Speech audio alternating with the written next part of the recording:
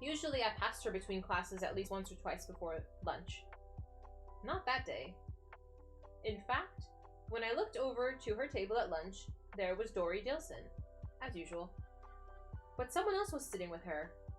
No Stargirl in sight. Coming out of the lunchroom, I heard laughter behind me, and then a voice. Stargirl's. What do you have to do to get somebody's attention around here? I turned, but it wasn't her.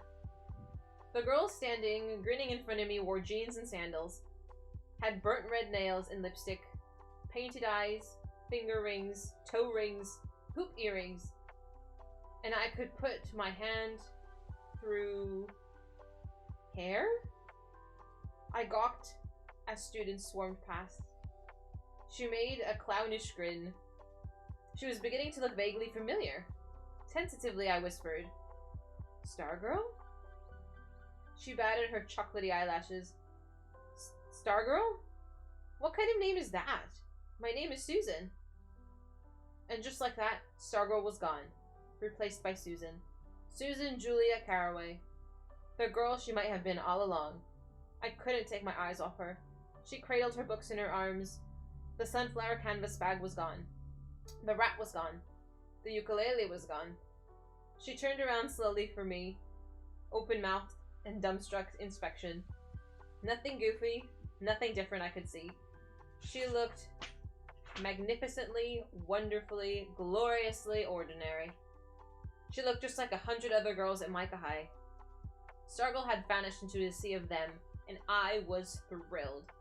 She slid a stick of chewing gum into her mouth and chewed away noisily. She winked at me. She reached out and tweaked my cheek the way my grandmother would and said, "What's up, cutie?" I grabbed her right there, outside the lunchroom in the swarming mob. I didn't care if others were watching. In fact, I hoped they were. I grabbed her and squeezed her. I had never been so happy and so proud in my life. We sailed through time. We held hands in the hallways, on the stairs, in the courtyard. In the lunchroom, I grabbed her and pulled her over to our table. I looked to invite Dory Dilson too, but she was gone. I sat there grinning while Kevin and Susan gabbed and gossiped over their sandwiches. They joked about her disastrous appearance on the hot seat. Susan suggested that I should go on hot seat one of those days, but Kevin said no, he's too shy. And I said not anymore, and we all laughed. And it was true. I didn't walk, I strutted. I was Susan Caraway's boyfriend. Me. Really? That Susan Caraway? The one with the tiny berets and toe rings? Yep, that's the one. My girlfriend. Call me Mr. Susan. I started saying we instead of I. As in, we'll meet you there, or we'd like fajitas. Whenever I could, I said her name out loud. It was like blowing bubbles. The rest of the time I said it to myself. Susan. Susan. We did our homework together. We hung out with Kevin. Instead of following strangers around, we went to the movies and plunged our hands together into the $6 super tub of popcorn. Instead of shopping for African violets, we shopped for Cinnabons and licked icing from each other's fingers. We went to Pizza. We walked past the bulletin board inside the door. We shared half a pizza, half pepperoni, and half anchovies. Anchovies? Ugh, I said. What's wrong with anchovies, she said. How can you eat them? Nobody eats anchovies. I was sort of kidding, but her face was serious. Nobody? Nobody I know. She picked the anchovies from her slice and dumped them into the water glass. I tried to stop her. Hey! She pushed my hand away. She dropped the last anchovy into the glass. I don't want to be like nobody. On the way out, we ignored the bulletin board. She was mad for shopping. It was as if she had just discovered clothes. She bought shirts and pants and shorts and costume jewelry and makeup. I began to notice that the items of clothing had one thing in common. They all had the designer's name plastered prominently on them. She seemed not to buy for the color or style, but for the designer label size. She constantly quizzed me about what the other kids would do, would buy, would say, would think. She invented a fictitious person whom she called Evelyn Everybody. Would Evelyn like this? What would Evelyn do? Sometimes she misfired, as with laughing.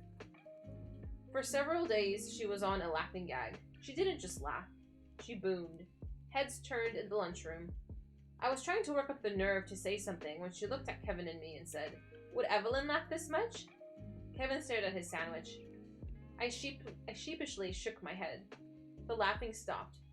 And from that moment on, she did a perfect imitation of a sullen, pout-lipped teenager. In every way, she seemed to be a typical, ordinary, everyday run-of-the-mill teenager. And it wasn't working.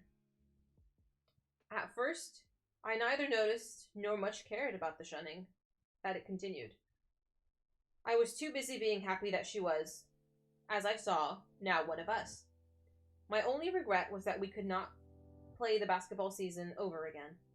In my mind's eye, I pictured her aiming her incredible zeal and energy exclusively at the Electrons. We could have won games on her cheering alone. It was she who first said it. "They still don't like me." We were standing outside the TV studio after school. As usual, people were passing by as if we weren't there. Her lip quivered. What am I doing wrong? The tears made her eyes even larger. I squeezed her hand. I told her to give it some time. I pointed out that the state's basketball finals would take place in Phoenix that Saturday, and that will be the end of the season, and clear the way for the cheerleading crimes to be forgotten. Her mascara was muddy. I had seen her sad many times before, but always for someone else. This was different. This was for herself, and I was powerless to help. I could not find it in me to cheer up the cheerleader. That night we did homework together at her house. I ducked into her room and checked out her happy wagon. There were only 2 stones in it. When I came to school the next day, there was something different about the buzz in the courtyard.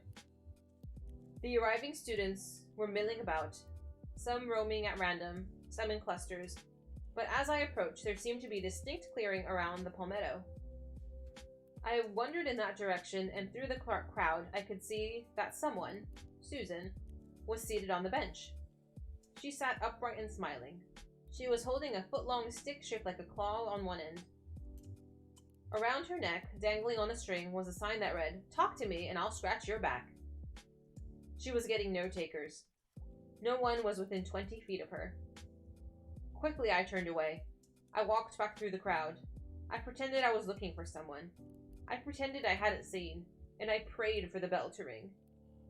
When I saw her later that morning, the sign was gone. She said nothing about it. Neither did I. The next morning, she came running at me in the courtyard, her eyes bright for the first time in days. She grabbed me with both hands and shook me. "It's going to be okay. It's going to end. I had a vision." She told me about it.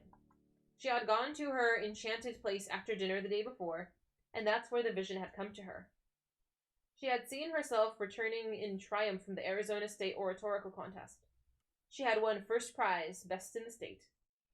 When she returned, she got a hero's welcome. The whole school greeted her in the parking lot, just like in the assembly film. There were streamers and confetti and tooting kazoos and horns blaring, and the mayor and city council were on hand. And they had a parade right then and there, and she rode high on the back seat of a convertible and held the winner's silver plate all up for all to see, and the happy faces of her classmates flashed in the sparkling trophy. She told me this, and she threw up her arms and shouted, "I'm going to be popular!" The state contest was a week away. Every day she practiced her speech. One day she called over little Peter Sinkowitz and his playmates and presented the speech to us from her front steps. We applauded and whistled. She bowed grandly, and I too began to see her vision. I saw the streamers flying, and I heard the crowd cheering, and I believed.